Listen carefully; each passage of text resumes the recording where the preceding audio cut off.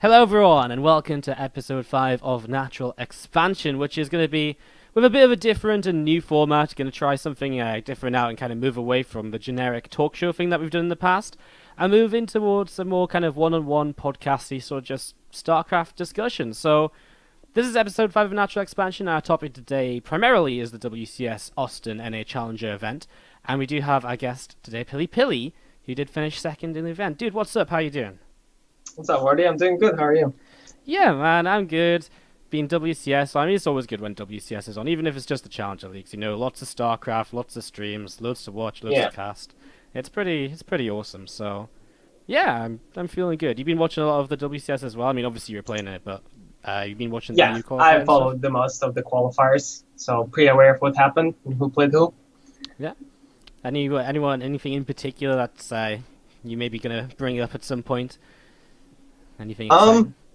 well, literally just now, DNC qualified over Lambo, and I actually was wanting both of them to qualify, but DNC qualifying I think is a good thing because I think DNC is like one of the best Protoses right now in Europe, but he's just like super underrated and just doesn't have like his first success. So maybe that will be his first shot.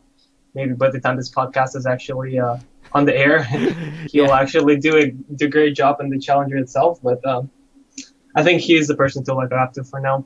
Yeah. I think it's really crazy as well. Like in the ladder challenge, he had this like crazy situation where he was like 10 points ahead of E-Laser in 8th position, and then he got hit by Strange on a barcode like twice in a row. And he Yeah, lost like 40 points and 40 points. It was just like half an hour before the cutoff time. I was just like, well, there's your dream over. yeah, that was kind of sad, but Yeah, good that he qualified now. yeah, it was a nice qualified now. All right, awesome. Well, we're gonna kick this off and go on to our first sort of kind of subtopic. Again, we're also going to be talking about WCS Austin NA Challenger. I actually struggle to figure out what to call it because it's WCS Challenger, but it's not like season one or anything. Like it's not named that, but it's Yeah, also it's really weird, right? yeah. I don't It's kind know. of like WCS Austin, but it's not exactly Austin. It's a Yeah, qualifier for exactly. Austin, but it's not the only qualifier because there's also an open bracket.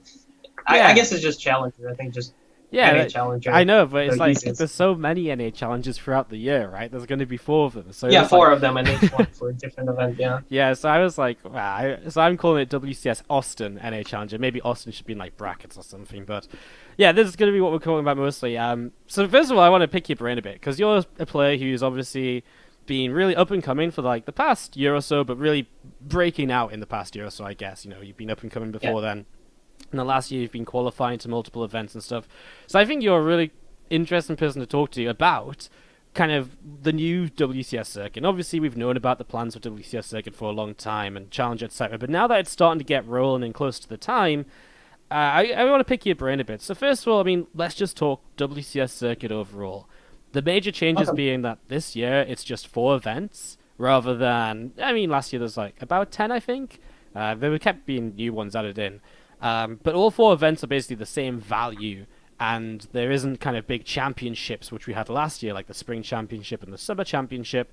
So I just want to kind of pick your brain, like, what do you think about that? Like, just 4 events, is that a good thing, a bad thing? I mean, obviously, right away, a lot of people are like, well, only 4 events, that's not great, but I mean, for you, is there any positives to that? Like, is it easier to say, well, at least I know Um. I can go to all of them, or Yeah, it's kind of weird because we first of all we got extra challenger, so that's already extra cash. So right? because last year was three, this time it's four, so more opportunities kind of.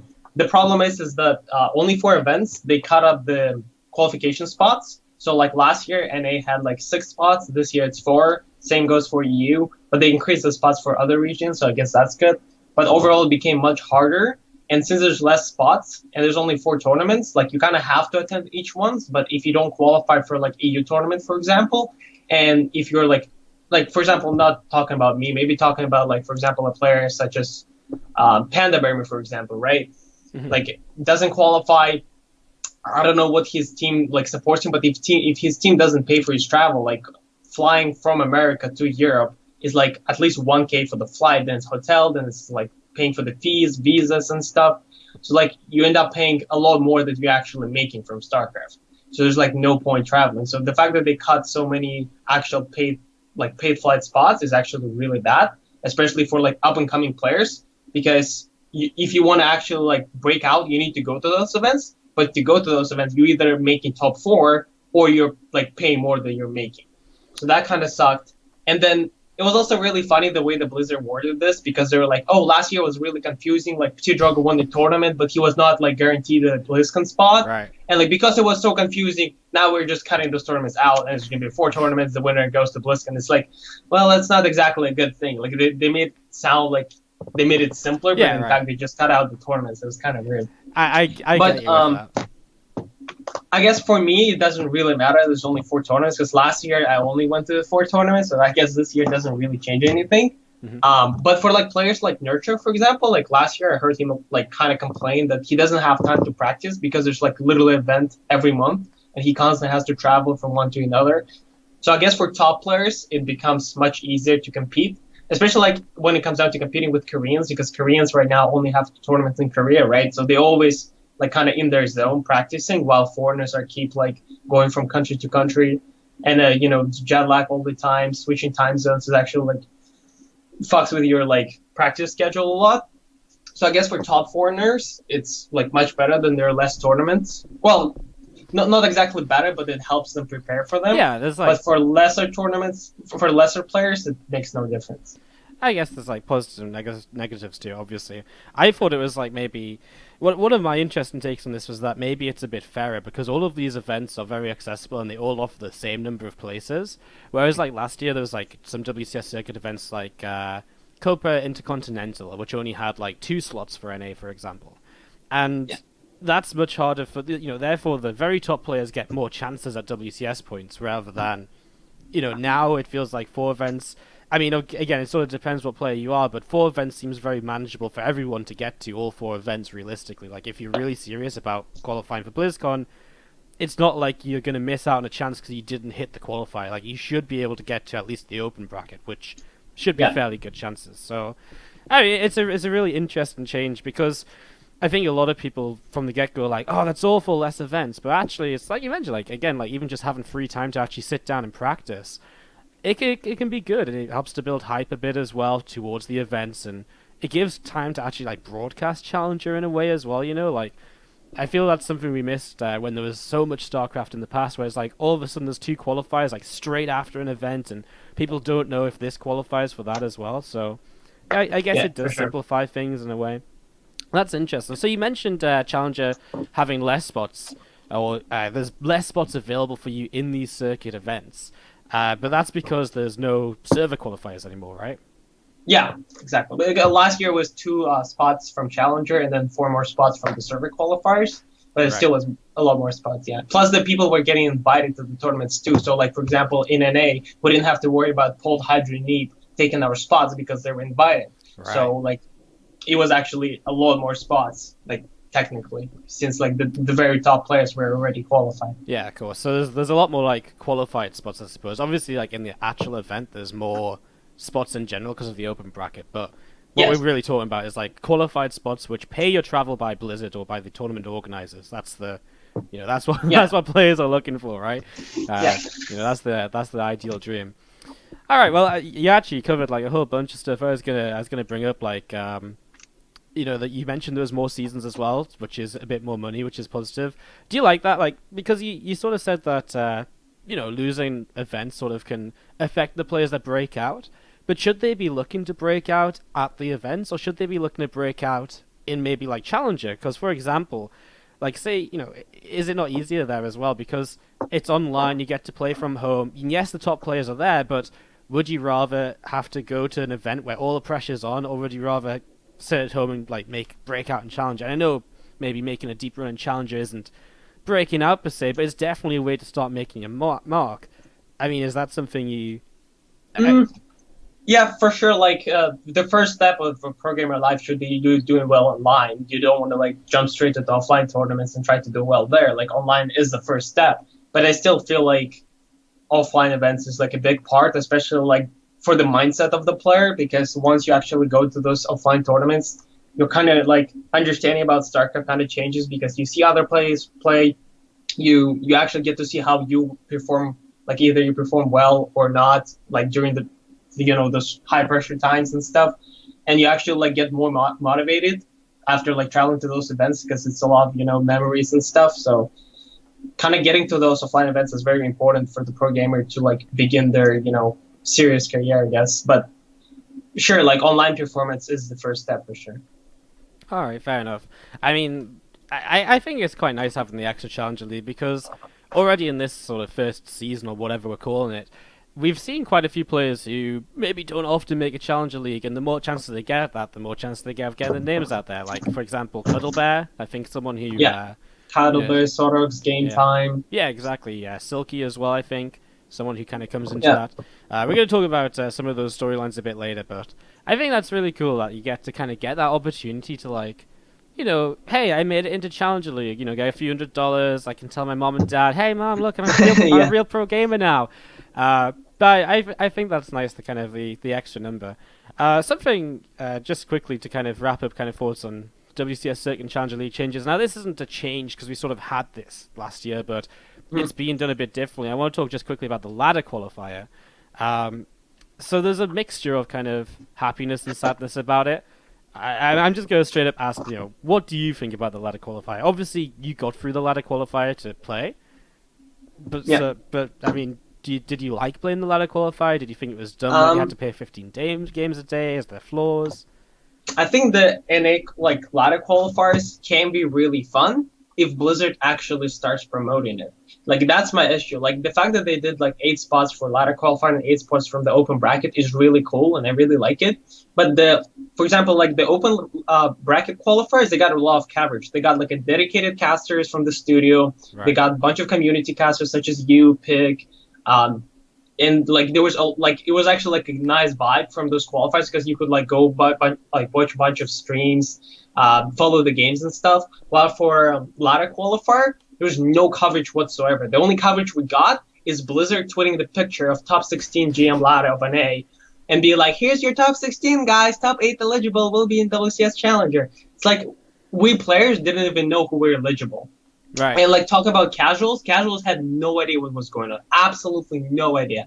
It's like we only get 4 challengers. It's like the best players competing on the ladder. Every ladder game counts. There's so much excitement. Like players had fun with it. We as a player had fun with it because I saw like, for example, like Poke Bunny, Pattern Bear Me, like game time being like in the bottom like 8 to 10, and they were like stealing points from each other, and like we were playing each other. Like it all depended. It was all really fun for us, but this tournament isn't really for us. We're just in for like basically the money, right? But like we want the casuals to know what's going on, and casuals had no idea what was going on, and Blizzard didn't do anything. And it's kind of like it's very simple would be to promote. It would be literally a one-man job. All they had to do is have the person like tweet at least every 24 hours. Just be like, hey guys, here's an update. Here's like top 16 ladder. Here's the 8 eligible players. Here's the players that are like really close to top 8. Can they make it? Like kind of like that. And just tweet every 24 hours. Hey, yesterday like Poke Bunny was ranked 5. Now he's suddenly ranked 10. Can he climb back? That kind of thing. And then people would actually be like, oh, I wonder why the rank matters. Then they go into Liquid. They find out about the rules. They kind of get involved with it because otherwise no one ever knew about that. For example, I was streaming the last day of the ladder qualifier, and my stream title was like playing 15 games for WCS. I had like 150 viewers, and literally like I got like 100 people asking me why the hell do I need to play 15 games? Because literally no one knew about that thing. Like no one knew about requirements. No one really knew who was in the running. No one knew when the cutoff time is.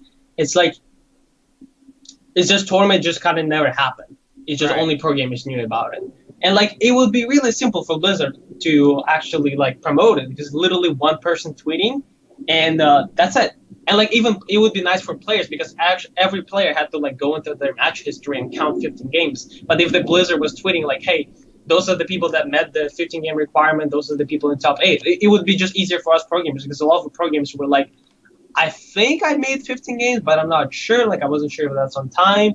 Like it was just extra complications that really didn't need to happen.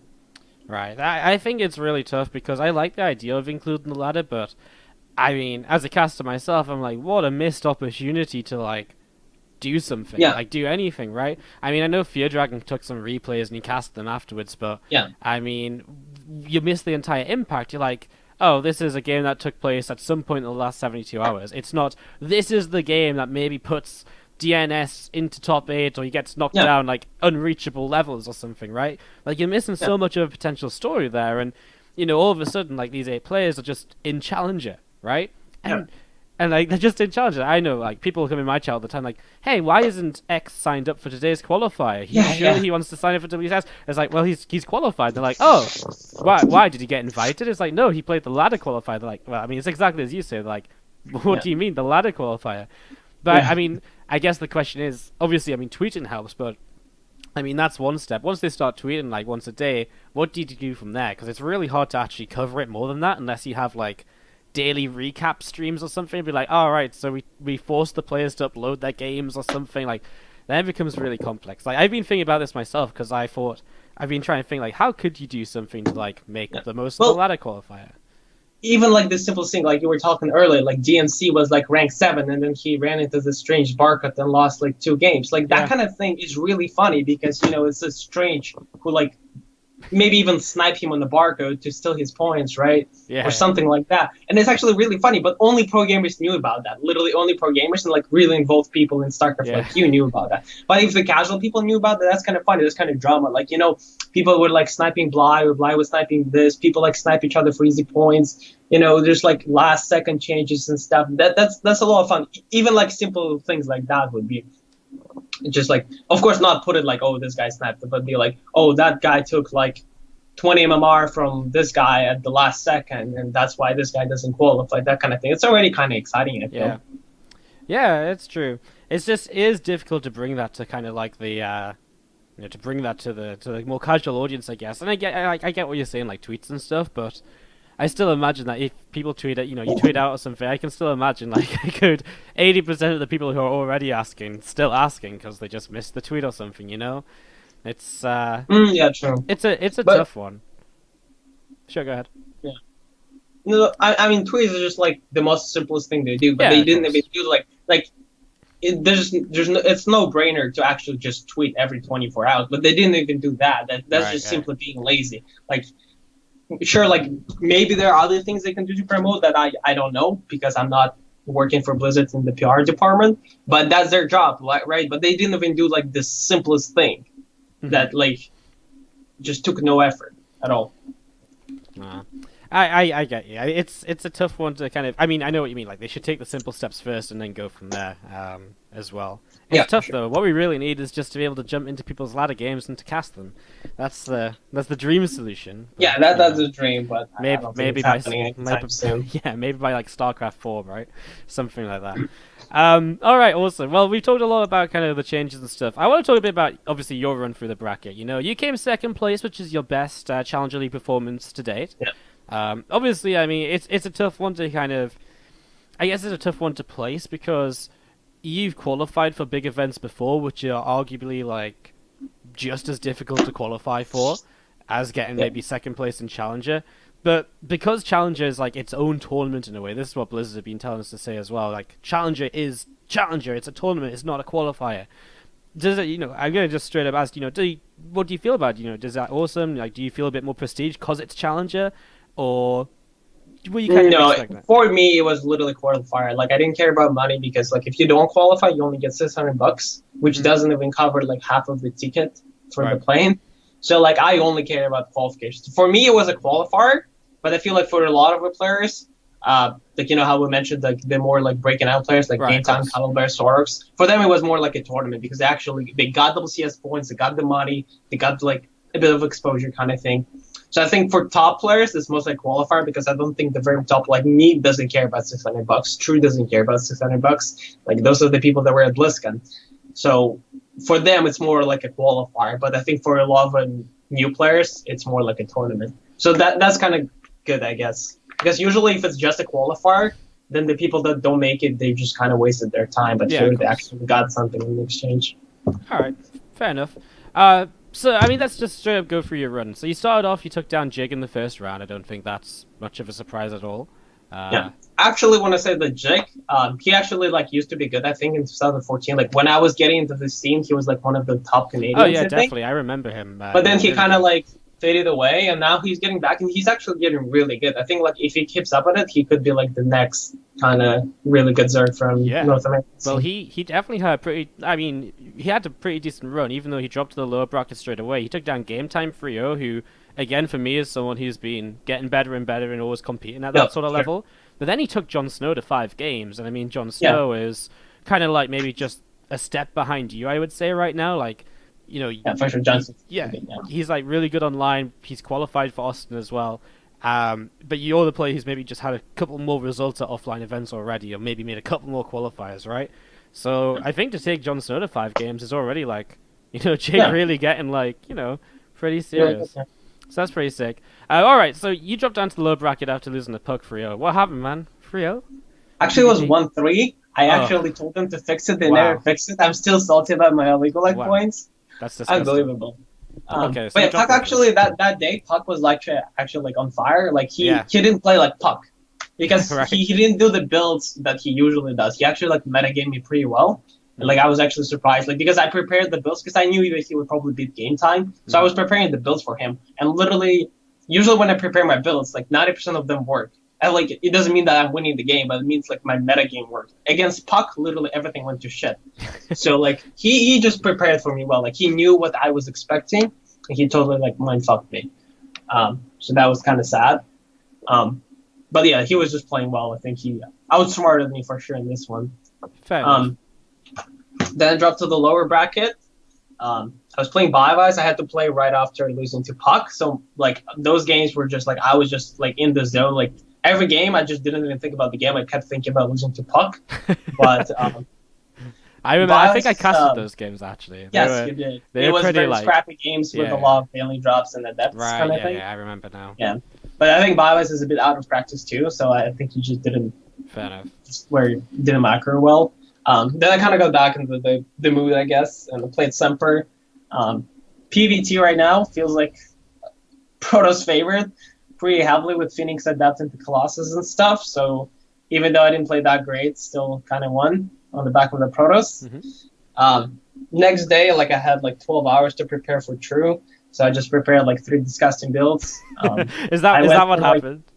Just Pretty much, yeah. Like I studied like he the day before that, True played in the Filthy NA Cup and he played Neep in the Challenger and like yeah. and he played Neep in the Filthy NA Cup. So I literally had like 10 games of True to study. Yeah. So I like literally went all over them and then like I figured out his like overload positions and stuff. And then I just did like 2 really greedy builds with like Nexus first into like really heavy Immortal pushes on 3 bases, and then one game I went like fake carriers because I know that he every time he sees carriers he just goes straight into like 20 corruptors, and then I just made like 3 carriers for fake and then just mass adepts, and he kind of died because corruptors don't shoot down. Fair enough. Um, So I mean, that was obviously a pretty important series because that's the one that qualified you Yeah. to Austin. After that I kind of like didn't care. It was kind of funny because like I played much better once I qualified because I just stopped kind of caring Right. because I was like, well, I qualified, Less pressure. nothing really changes. Yeah, and then from that I was just kind of like doing random builds just for fun. Like I was literally just having fun with qualifier, and then somehow managed to beat Jon Snow and take a revenge on Puck. Yeah, All right. still lost to Neeb though. I think Neeb PvP is insane. It's actually unbelievable. I mean, he won a Casper Cup off the back of PvP, so I don't Yeah, think he like I don't keeps think getting he'd be too showtime in upset. WSG. Yeah. Yeah. Can't be too upset, but it's still really depressing. Like when you give your all and you still can't like even get close to beating someone in your region, it's kind of sad. Yeah, of course. All right. I mean, is there any? I guess just to kind of as we're talking about your games, is there any like matchup? You mean you say PVT feels pretty pros favored? Is that your matchup that you like at the minute, or is there something else you enjoy? No, I hate PVT. Like PVT is just stressful. Like PVZ is just like no stress. You just sit there either making carriers or adepts kind of thing. Like sure you have to multitask a lot with adepts, prism and stuff, but the matchup feels like a lot less stressful. While in PVT, you're like opening with an Oracle, and then you have to babysit your Oracle 24/7 because there's like random Widowmine birth in the middle of the map. Sure. And if you fly your Oracle into it, a lot of the times you will just straight up lose the game to like next to Widowmine drop because you don't have detection. So like PVT just feels stressful because I always have to be like on top of the Oracle. While PVZ is much easier because there's no like There's no surprises. surprises. Yeah. That's good. Yeah, no surprises that can kill you right away. But yeah, PVZ is like definitely my best matchup, and a lot of it has to do with Protoss being a bit strong. But yeah. Fair enough. That's cool. I mean, as a Terran player, I just hate playing TVP, so Yeah. that's sad. I mean, I think it's frustrating for both sides because Yeah. for Terrans, if Oracle flies in while my Widowmine is not in position. that's- Never mind the Oracle. It's the Adepts. It's Yeah, well, it's Adept is stressful, just a man. follow-up, yeah. Stressful. Man, I just need to get better though, so I have no excuse. All right, cool. So, I mean, we've kind of gone through your story then. Second place, again, your best Challenger League position ever, right? Like, Yeah. again, like, Top last year, I think through challengers, literally every one of them I got top 5. Like yeah, you got. every time. I just went through this. You got top 8 in the first one, but you actually qualified because everyone else was invited or Oh yeah, qualified through invited. server Yeah, qualifiers. It was like it was really strange because actually Jon Snow qualified, but then he couldn't go, right? And oh he was the guy who knocked you out. yeah, that was the first one. Yeah, that was so you got top 8 in the first one, but then you got top 6 like a couple of times, which in a row. So top 2 is a good progress, man. Good Well, progress. to be fair, like NA got a bit weaker because we three Right, Korea sure. 3 Koreans are out. Just to clarify for people, Violet didn't really retire, but he cannot even play in Austin because there's a 100 game on ladder per like season or a month for Oh, non-passport really? holders, and he didn't play those games, so he can't even play in the open bracket. Oh, So wow. that just no one knows about it. It's just kind of the thing that once again Blizzard kept to themselves. But yeah, Violet seems to be like completely out of the scene. Like he doesn't even care anything anymore. I So don't think anyone's heard of anything Violet for like he like didn't he try to play like a GSL qualifier like in season 1 maybe this year? I Yeah. think. well, he didn't really fly there to try. Yeah, he like, was already there. Yeah. Yeah, he went to Korea for like visit family or friends, whatever, and then he was like, "Well, I'm there. I'm gonna Yeah, play." yeah, of course. But Out, I but think that's like the last time I saw Violet. Even like it's long ago, long ago. he doesn't seem. All right. Well, I want to talk about a couple of quick storylines that came up through WCS NA Challenger, and I mean, where else do we start than the hacking and the X-Map hacker and the Villo in general? I mean, just to quickly bring anyone. I mean, if you didn't hear about this, I don't know how, but basically, an X-Map hacker played a Villo. A Villo made a massive deal out of it. Turns out it actually was an X-Map hacker. So for once, a Villo. Well, he was the boy that cried wolf that day, quite literally. So, anyways, this guy called what was he called at the time? Was it I know Vindicta. Yeah, he's used to be known as Nero, and he's one of the more blatant ex-NA map hackers or whatever. So he qualified, which caused a bit of a shitstorm. I mean, it's just straight up. I mean, any opinions on this stuff? Because I mean, for me, it was like I was a bit open-minded. Like, I mean, I guess he hacked kind of pretty recently, so I guess he should have some ban, but it's kind of crazy that Blizzard just should have done something about it in the first place anyways. Yeah, well, like Blizzard can't really do much. Like I feel like people just freaked out right away. Everyone like as soon as he qualified for the next 24 hours, people constantly were giving Blizzard shit for like letting him fall. They're like, can't believe Blizzard just gave $100 to a hacker. Like to be fair, like Blizzard doesn't have a guy who every qualifier comes in, checks everyone, makes sure that this is not the Smurf of a previous hacker, and checks like him for like all his previous hacks. No, like it's just a dedicated person that does it like per request of those map hacks, and like people just freaked out, especially at Villa. He was just like calling people names, like crying like a baby. Like there was no reason to that. You could be like, hey, this guy's a hacker. Could you check him? They'll be like, okay, like it will take time, but we will do that. That's basically what happened. They took their time, they researched the issue, they banned him. I mean, that's exactly what happened. And then they banned him, and then it had no effect anyways because the players who got knocked out by him got to play their part of the bracket anyways. I mean, I guess if he didn't qualify, maybe that would have been worse because then maybe players who got knocked out wouldn't have got that second chance. Yeah, then it would be awkward because then they would have to like make Colbert play people again, and that would be unfair to him too. So it's actually almost good that he qualified because not only he got banned, the bracket was also more fair. Yeah. So that was kind of lucky. But yeah, people just need to like it's such an odd situation. Sometimes. Yeah. Yeah. It doesn't happen often, and yeah, go ahead. I was just gonna say, do you think the punishment's fair? Like he got banned from the next 2 WCS events, right? So Austin and Jönköping. Oh, really? Okay. I think that's what it was. It's honestly kind of like, I mean, it's fair to punish him because he used to be a hacker, and he didn't get banned for hacks though. Like their reasoning was that he was playing on the accounts that were involved with hacking, so they weren't saying that he's hacking. He was saying he was playing on the accounts that potentially were hacking. So it's kind of weird, but he definitely deserves a ban. I think Blizzard knew that, so they kind of just worded it around. Yeah. Like we can't really let people that used to hack to actually compete in tournaments. So do you think it's okay if he comes back like in the second half of the year? Like, do you think that's a fair enough ban, like long enough, or? Well, that's the thing. If he comes back, there's there will be no grounds for Blizzard to ban him Right. anymore, Of because course.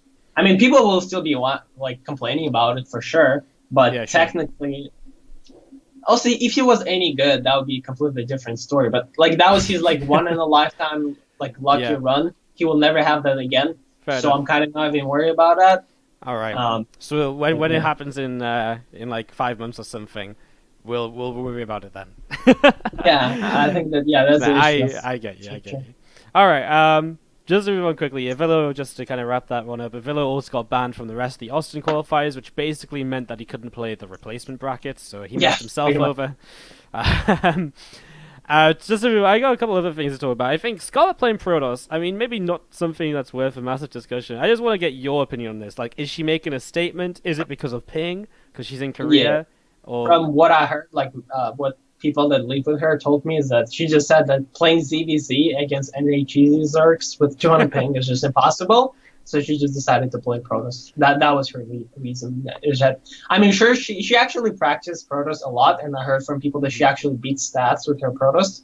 So like her Protoss is no joke, and she knows that. So like it was kind of like a calculated risk yeah.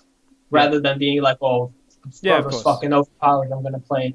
It was more like I can't really play ZVZ on a high thing. I'd rather do like some easy Protoss stuff kind of thing. Yeah, I think that was the realistic story. I think everyone just wanted to believe that she just wanted to prove Protoss was OP, right? That's the Reddit mentality and so on. Yeah. My last little storyline from here that I think is worth mentioning is Silky, and a North American Zerg player. He's on Storm Academy, right? Yeah. And he went pretty huge himself. He lost to Scarlet's Protoss to begin with, which maybe wasn't the best start, but then he played a 3-2 victory over Massa in the lower bracket. Then he took down Poke Bunny 3-1, and then that got him top 8 in Challenger before he fell to Jon Snow. I mean, expected at all? Is this just a run of a lifetime? Played some crazy games, or people off their game? I think that's actually was like I wasn't expecting him to beat Massa per se, but like Silky's actually really good. Like on Korea, he's actually like 6K plus MMR, which is actually a MMR that I am around at.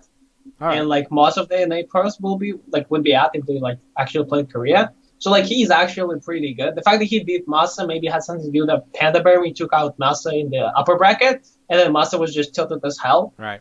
and kind of like didn't play the series well. And he also beat Poke Bunny, who's also like a decent Terran. So I think Silky, like it was a good run, and I think he probably can do this every season. Like maybe not taking out Massa, but he definitely can take out most of the bottom 8 NA players kind of All thing. right. Yeah, I think Massa just going out was like the big shock. Like, say he dropped down to the lower bracket and took down Game Time, then Poke Bunny or something. I don't think that's as much of a whoa moment. That's sort of like I think he could do that. I think it's just a massive victory. But as you say, these brackets are kind of tough. Like you go out of losing a best of 5 in the winner bracket, you've got like 7 best of 5s to play to like qualify, like 5 best of 5s to play to qualify or something. It's not a great mindset to go into another best of 5 against the same race of, right? So I can imagine it being a bit till. And I guess maybe just a bad day too, right? I think Massa tweeted like, I don't even know what I'm doing today or something afterwards. Oh yeah, he tweeted that. Yeah, I remember that. It's classic. All right, cool. So that's a pretty interesting one as well. Good on Silky though, man. Because top 8 gets the extra couple $100, right? Like, yeah, he got the $600 instead of 400, so good for him. That's decent. And extra WCS points, man. There's extra 30 WCS points. They can do a lot. You never know. You never know. You never know. When Silky qualifies for BlizzCon by like 10 WCS points, we'll look back to this day and be like, this is why. To be fair, WCS points are really important because like that's why I was really happy with the performing well in I Am Katowice because I actually got WCS points. So in the Challenger, I got seed number 1, which gave me an easier bracket.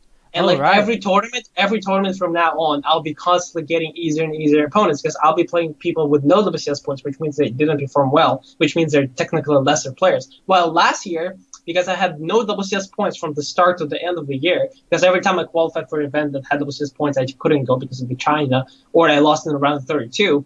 Every round of 32, I had like Neep, because like I have 0 WCS points, so they match you with the top 1 player in the top 8. So I always had to play Neep.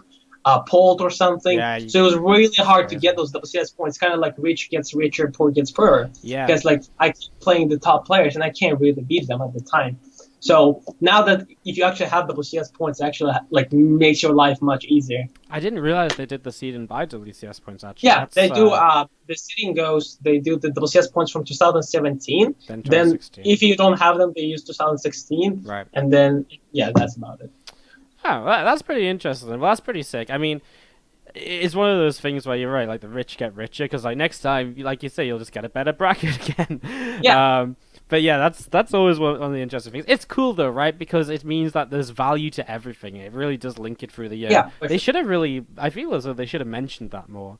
I mean, obviously as a player, you probably know this, but like, I mean, even I didn't really know this. I'm casting the games. Like, that's a huge talking point. Like, and people can be like, Yeah, "Oh man, for sure. PiLi qualifying for Katowice and going all that way. It's been so worthwhile because now it's been for this and that and all the rest as well."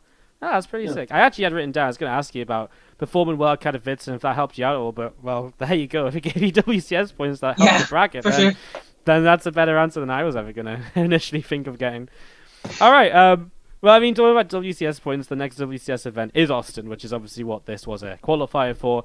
I mean, you go into Austin. Do you have any specific goals? Do you reckon you can do well? Anyone maybe that's going to be there that you're worried about that you might meet early on? Or I mean, it's a bit early days for that, I guess. But Yeah, you got it's any hard to goals? say until we know like who exactly qualifies from EU qualifier, especially because that's like the scariest players. And Um, there's an open bracket as well, though, right? So I mean, Yeah, exactly. anybody Like, could show all up. the top EU players will probably come out to the open Yeah. bracket.